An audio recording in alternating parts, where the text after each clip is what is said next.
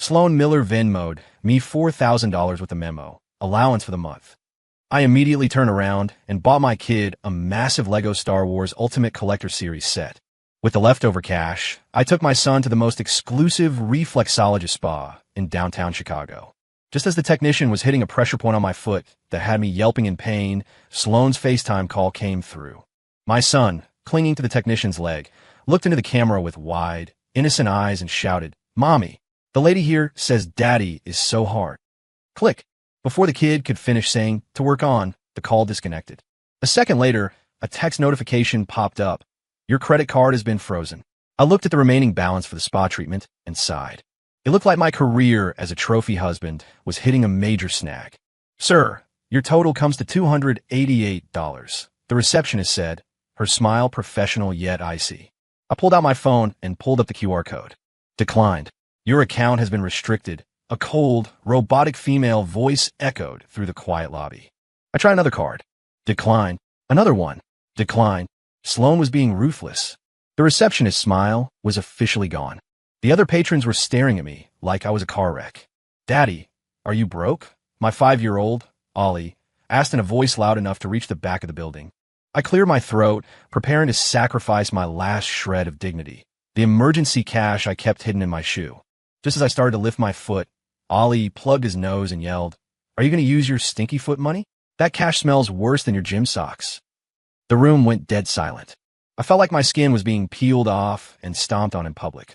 Eventually, I scraped together the last $300 in my Venmo balance to cover the bill, after a very awkward loyal customer discount.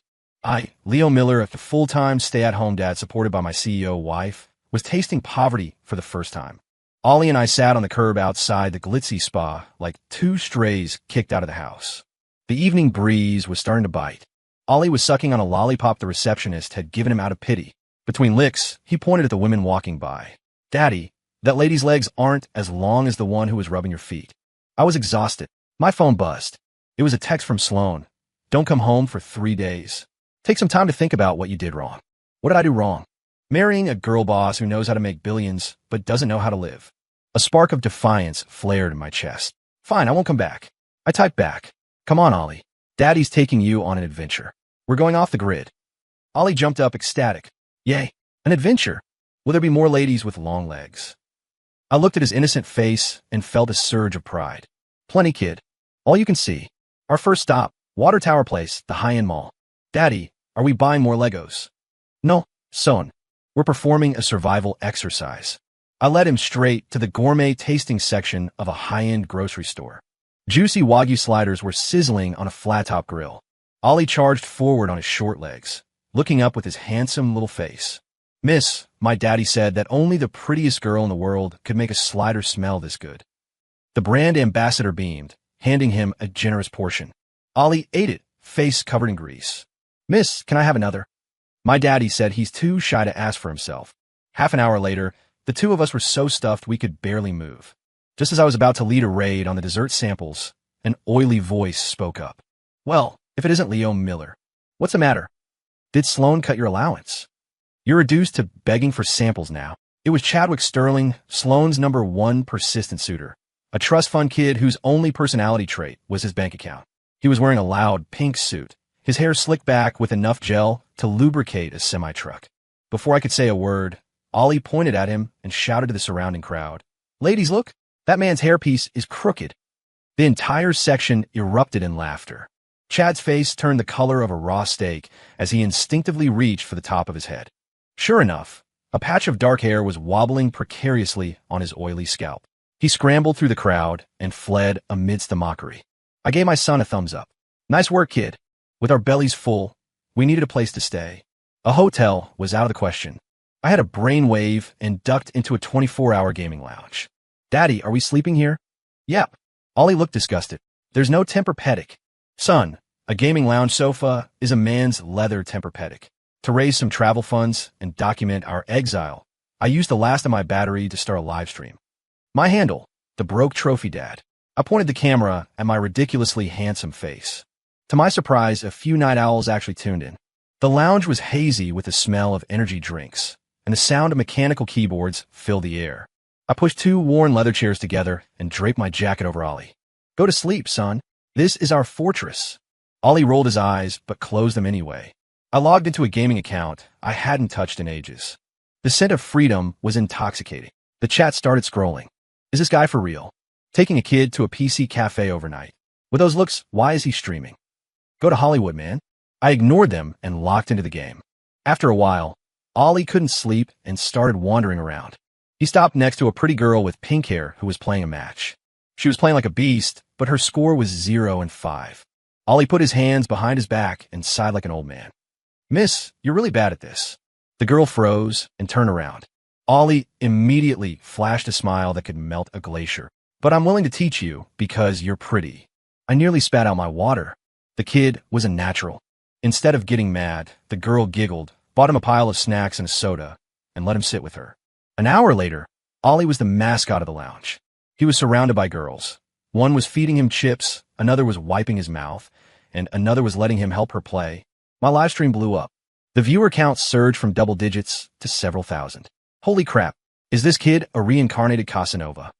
5 years old, and he's already got more game than me. Who raised this kid? The dad is a legend. The kid is a pro. Best stream ever.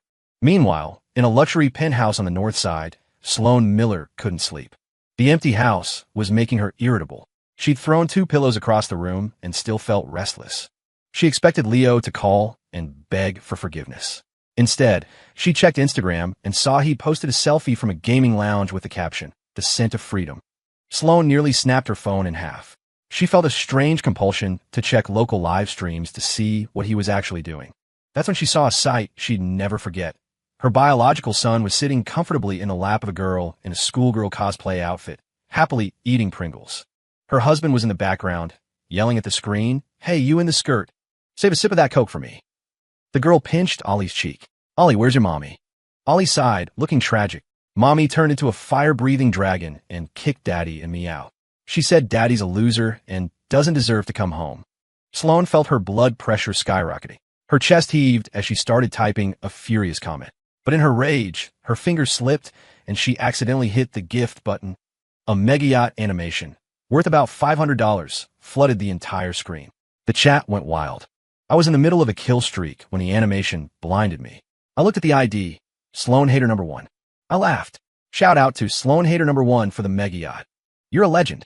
Stay healthy, get rich. Ollie popped his head up and waved at the camera.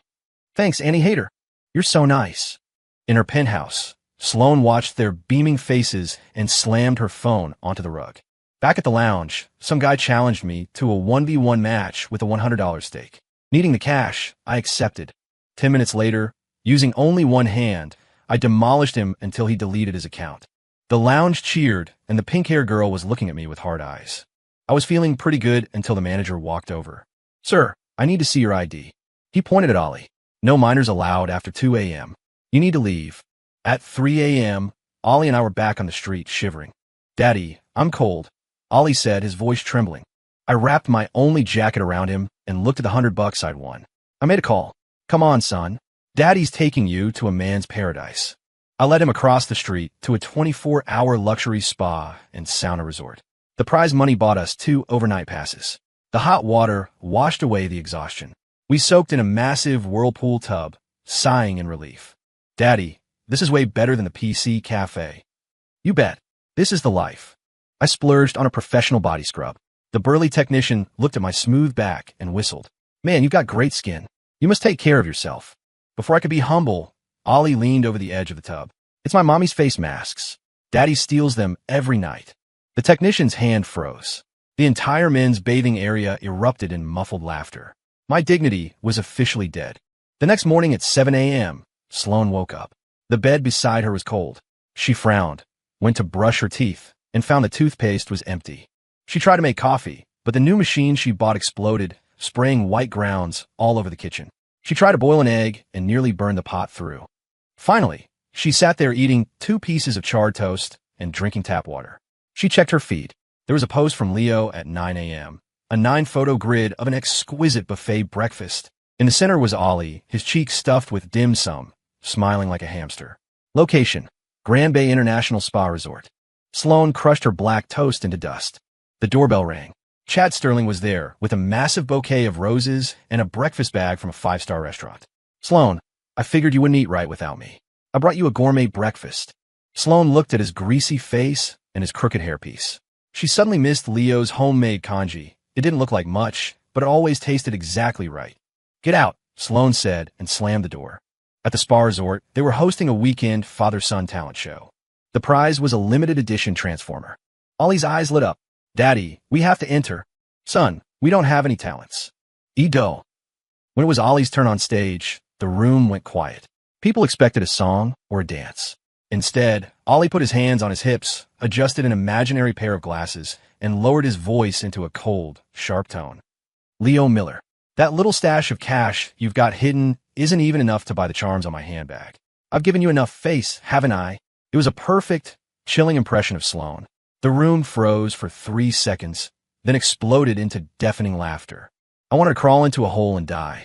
A video of the Miracle Impressionist was uploaded to TikTok immediately. Sloan's best friend sent it to her within minutes. Sloan, look, your son is viral. Ha ha ha. Sloan watched the video of her son mocking her haughty attitude. She started to laugh out of anger, but then a strange ache settled in her chest. How long had it been since she'd really looked at Leo and Ollie? For 3 years, she treated them like household appliances. As she was lost in thought, a new development occurred at the spa. The owner, a middle-aged man with a beer belly, ran over and grabbed my hand. Master, is it you? Ronan, 777 foot from the pro circuit back in the day. I blinked. I remembered it was a boosting job I'd taken years ago for extra cash. That's me. Oh my God, I finally found you. Comped. Everything is comped. The owner waved his hand, not only refunding our stay, but giving us a lifetime VIP gold card. I was back on top. My phone buzzed. Sloan again. The toilet is clogged. It was a test.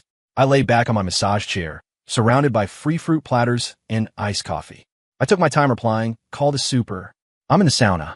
Do not disturb. I immediately switched to airplane mode. Ollie and I lived like kings at the spa for 3 days. On the 3rd day, a man approached us. Excuse me, sir. I'm a producer for the reality show Super Dads. We're filming nearby, and a family dropped out at the last minute. You and your son have an amazing look. Interested in filling in? I wanted to say no. Parenting was hard enough without cameras. But then he added, it pays $5,000 a day, plus room and board. Deal, I said instantly. And so, Ollie and I, wearing cheap t-shirts and flip-flops from the spa gift shop, crashed the set of a hit parenting show. Filming began. The other dads were trying so hard to be hero dads, feeding their kids and playing educational games with gentle smiles. I just found a shady spot under a tree, sprawled out on the grass, and kicked my feet up. Ollie, come here and peel a grape for Daddy. Ollie scurried over, expertly peeled a grape, and popped it into my mouth. Is it sweet, Daddy? Sweetest thing ever, son. The comments section exploded. Is this guy a dad or a sultan? The king of lazy parenting. Next was the cooking challenge. The other dads were panicking, cutting their fingers, or burning the stir-fry. I calmly directed Ollie. Son, go over to Mr. Thompson's station and see what they're making. Then go to Mrs. Miller's group and ask if they need help. It's called social networking, okay? Ollie nodded and took off. A few minutes later, he returned with a bowl of braised short ribs. Daddy, Mr. Thompson said they had too much and wanted us to have some. A few minutes after that, he had a plate of steamed sea bass. Daddy, Mrs. Miller said I was cute and gave me a prize. We didn't even turn on our stove, yet we had the best lunch on set. There was a famous young starlet on the show, Ava Moore. Ollie ran up to her with a bottle of water. Miss Ava, have some water. My daddy said you're the prettiest star here, but he's too shy to talk to you because he's afraid of my mommy's temper. Ava laughed until she cried. I, of course, had never said that. By that evening, hashtag laziest dad ever and hashtag 5-year-old socialite were trending on Twitter. At Miller Global HQ, the boardroom felt like a walk-in freezer. Sloan was listening to the quarterly reports, her face like ice. An executive was struggling to connect his laptop to the projector. Somehow, the Bluetooth picked up Sloan's private phone on the table. A second later, the massive screen displayed the Super Dads livestream. There I was in my flip-flops, leaning close to Ava Moore, teaching her how to play a mobile game. Right here, use your ultimate, then dash. Clean them up. Ollie was acting like a little butler, bringing them snacks and massaging Ava's shoulders. You're doing great, Miss Ava. The boardroom fell into a deathly silence. Dozens of high-level executives stared at the screen, then at the woman in the head chair, whose face was turning from white to red to purple. Sloane took a deep breath. "Turn it off," she said to her petrified secretary. Then she looked at the executives. "This is exactly why I kicked him out. He's an embarrassment." But then, the chat on screen started filling with hate comments planted by Chad Sterling's people. Gold digger, abandoning his wife for a starlet, trash dad. Get him off the air. Sloane felt a twinge of something else. That's my husband. Only I get to call him trash. The comments got uglier. Even Ava's fans started attacking us. I just leaned back and started reading the hate comments out loud on air. Someone says I'm a gold digger. My friend, you clearly haven't tried it. It takes a lot of talent to live this well. My doctor actually recommended a soft diet because my jaw is sensitive. As for abandoning my wife is gorgeous. Do I look stupid? The mood in the stream flipped. People started finding me hilarious. Then came the talent portion of the show. Ava sang a song. The other dads did magic tricks or told jokes. When it was my turn, I walked slowly to the piano provided by the crew. Everyone expected me to bang on the keys like a toddler. Instead, I sat down and my fingers danced. A soaring, complex rendition of Croatian Rhapsody filled the air. The music shifted from frantic to haunting, a beautiful weave of chaos and peace. The set went silent. The chat was nothing but exclamation points. Holy, is this guy a concert pianist? He's hot, he's funny, and he plays like a god? Where do I find one? When I finished, I stood up and winked at the camera. Just something I practiced so I can teach my son how to pick up girls later. No big deal. In her penthouse, Sloane stared at the screen, mesmerized. She realized she'd never actually known Leo. She couldn't sit still. She immediately unfroze my cards and sent me $50,000. Her message was a typical command. Take our son and come home. Stop embarrassing yourself. Ping. I saw the notification. $50K. Then, in front of hundreds of thousands of viewers, I hit return to sender. I sent a voice note back, making sure the background noise of the set was audible. Thanks for the offer, CEO Miller. But I just got a reality show gig. I'm doing okay for cash. Besides, the ladies here are talented and nice. I like it here. Ollie leaned into the phone and added, Mommy. Daddy says he's never coming back. Miss Ava is buying a strawberry Häagen-Dazs. Sloane gripped her phone. For the first time in 3 years, she felt a massive sense of crisis. She always thought Leo couldn't survive without her. Now she realized he was thriving, and other women, younger, sweeter women, were circling him. Chad Sterling was whispering in her ear, See? I told you. Give a man like that money, and he turns bad. He doesn't deserve you. Sloane turned, her eyes like daggers. Shut up. Nobody talks about my husband like that. That night was the heart-to-heart segment. The lighting was soft. Ollie sat on my lap. Daddy, why aren't we going home? I miss my Legos. I looked at the moon, silent for a moment. Then I ruffled his hair. Because, son, I want Mommy to know that Daddy is important too. I'm not a toy she can just throw away when she's bored. My voice was soft, but the mic caught it clearly. Sloane heard it. She saw the loneliness in my profile and the confusion in Ollie's eyes, and her own eyes welled up. She had treated him like a servant. She had taken his care for granted and given nothing back. Just as she was about to go get him, the producer, sensing a ratings goldmine, announced the next segment. And now, for our 24-hour couple challenge, the fans have voted. Leo Miller and Ava Moore are our top-rated pair. Congratulations. Sloane's face went dark. Cancel my meetings. Book me the first flight to the resort.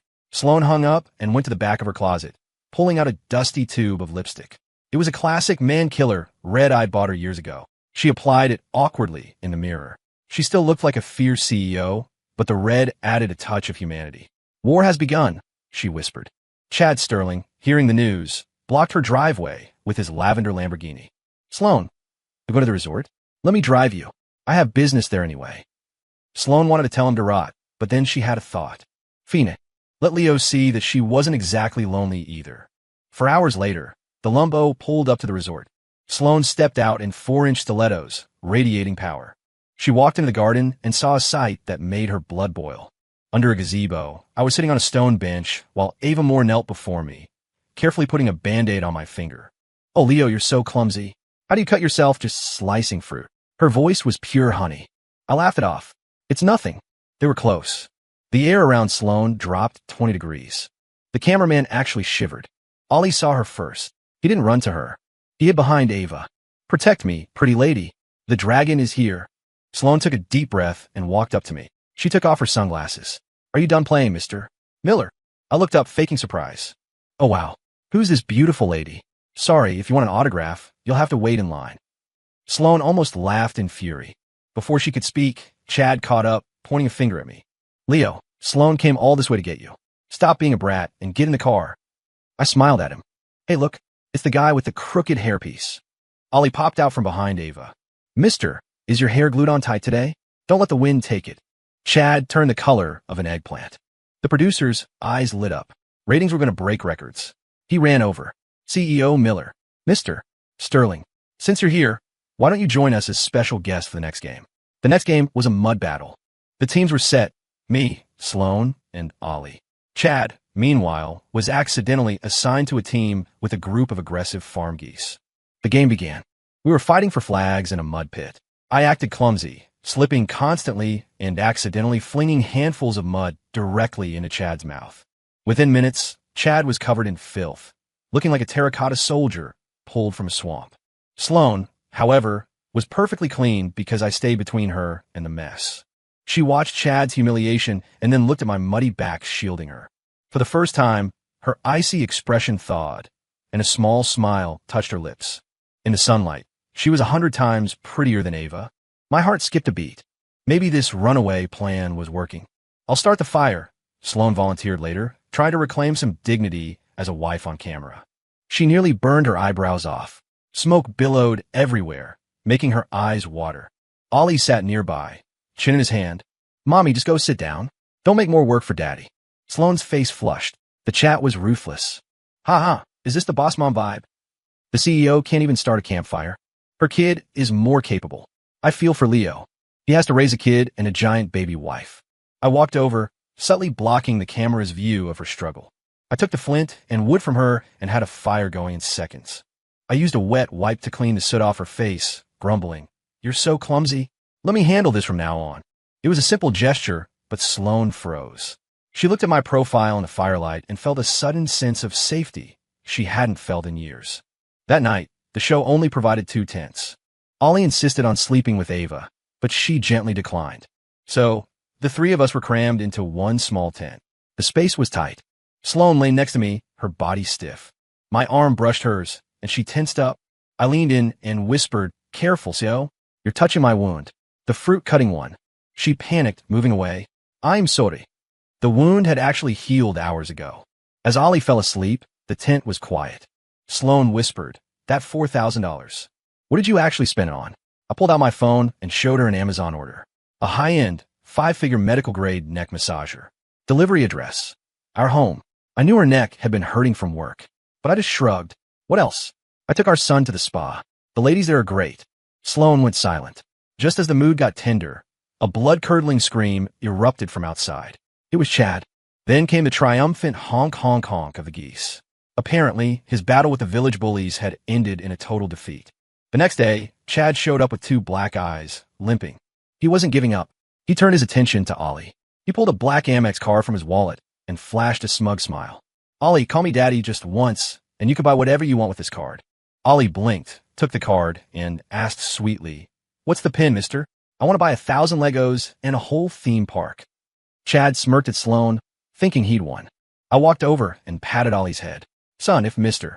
Sterling is being this generous, we should do something nice with his money." I took Ollie and the card straight to the village mayor. Ollie handed the card over and shouted, "Mayor, this man wants to donate all his money to pave the roads for the village." The mayor was so moved, he wouldn't let go of Chad's hand. The whole village showed up with drums and gongs to thank the great philanthropist. Chad was trapped. To save his generous image in front of Sloane, he had to authorize a donation of several $100,000. The card was maxed out. As a thank you, the mayor insisted Chad experience authentic farm life. An hour later, Chad, in his Armani suit, was carrying buckets of manure to the vegetable patches. Sloane leaned against me, laughing so hard she couldn't breathe. I handed her some water. "Feel better?" "Much," she said, looking up at me. That afternoon, filming was on break. I took Sloane to the creek behind the village to catch fish. She took off her heels and waded into the cold water like a kid. She slipped, letting out a cry, and I caught her. We stood there, heart to heart, water rushing around us. I leaned down, and just as I was about to kiss her, Ollie's head popped out of the tall grass. "Is Mommy heavy, Daddy? Your arms are shaking." The mood was dead. Suddenly, a production car pulled up, A sophisticated woman in a business suit stepped out. "This is our lead sponsor, Ms. Stone," the producer introduced. The woman saw me and froze, then smiled. "Leo Miller? Long time no see." Sloane's smile vanished. Because Ms. Stone, Harper Stone, was the legendary ex-girlfriend she'd always been jealous of. "Still a bedwetter, Leo?" Harper teased. My face went red. That was a preschool secret she never let go of. Sloane's face went black. She turned and marched away, her heels clicking angrily on the gravel. "Sloane, wait." I chased after her. She was my preschool desk mate. We fought over lollipops. We're enemies. Preschool desk mates don't sponsor their exes' reality shows, Leo. Try harder. She didn't believe a word. Then disaster struck. An overhead filming drone malfunctioned and came screaming down out of the sky, straight for Sloane's head. "Look out." I didn't think. I lunged, throwing my body over hers. Crash. The drone slammed into my back. The blade sliced a deep gash into my arm. Blood soaked my shirt instantly. "Now!" Sloane screamed. She saw the wound and started sobbing. "You idiot. Why did you jump?" I tried to say something cool, but the blood loss hit me, and everything went black. The accident halted everything. Harper Stone was panicked. She called her boss, the chairman of the global conglomerate that owned her company. "Chairman, it's an emergency. Your son was injured on set." "Yes, Leo." The set went silent. "So?" I woke up in a VIP hospital suite. Sloane was there, eyes red. "You?" I reached out with my good hand and touched her cheek. "Okay, Fina. I'm coming clean. I'm the rebellious youngest son of the Miller Group who ran away because I didn't want to inherit a billion-dollar company. I just wanted to be a dad." Sloane's mind went blank. "So, you weren't a gold digger? You were just playing house." I laughed. "No, I love being a trophy husband. It's my passion. Being taken care of by a beautiful CEO like you is my greatest achievement." Sloane started crying again, but this time it was out of relief. After my identity was revealed, Chad Sterling bought a bus ticket and vanished. Harper Stone apologized and swore she was just a childhood rival. Sloane's attitude toward me did a 180-degree flip. She fed me apples and pampered me. The show was over. Sloane paid the kill fee and took us home. On the way, she whispered, "Leo, can we just go back to the way things were?" I reclined in the back of the limo. "Maybe, but I've been emotionally traumatized. I need compensation." Ollie handed her a piece of paper with crayon scribbles. "Mommy, here are our terms. 1. Unlimited Haagen-Dazs. 2. You can't unplug the router when Daddy's gaming." Sloane nodded. "Fine." Ollie then pointed to the third condition. 3. I want a baby sister." Sloane turned beet red. She glanced at me and whispered, I'll do my best." I gave my son a secret thumbs up. Back at our street, we saw Chad's Lamborghini broken down on the side of the road. Ollie rolled down the window. "Mister, do you need $5 for the bus?" Chad looked like he wanted to explode. We got home to find the kitchen still a mess from Sloane's cooking. I sighed. I guess this house really can't function without me. I started sweeping up the mess. Sloane hugged me from behind. "Thanks, honey."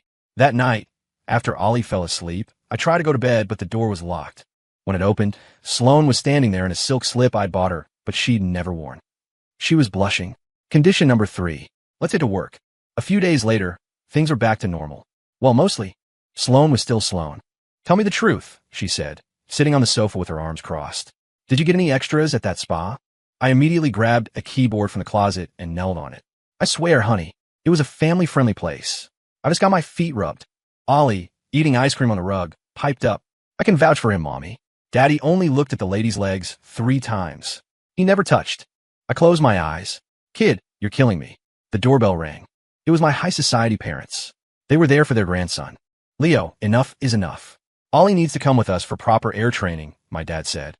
I prepared to fight them, but then my mom, a woman even more terrifying than Sloane, grabbed Sloane's hand. "Oh, forget the men, dear. Let's talk." The two of them bonded instantly over how immature men are. My dad and I just stared at each other. We were officially the bottom of the household hierarchy. A week later, Sloane's company hit a massive snag.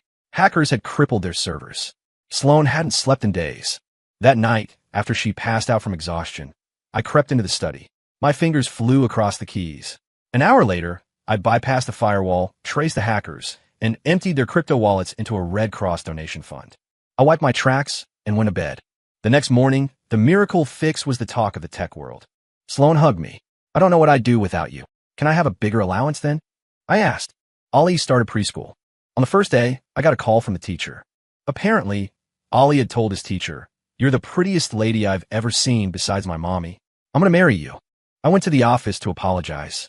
When I walked in, the teacher turned around. It was the pink-haired girl from the gaming lounge. "Leo Miller," she said, surprised. The door burst open. Sloan was there, having ditched a meeting. She saw us staring at each other. "Leo Miller," she said, her voice freezing the room.